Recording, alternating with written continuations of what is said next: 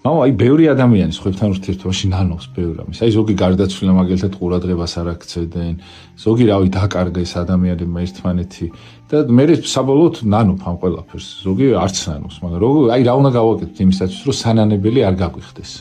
ძალიან კარგი შეკითხვა. საერთოდ ადამიანს ძალიან ხშირად უნდა კონდეს ურთიერთობა ღმერთთან.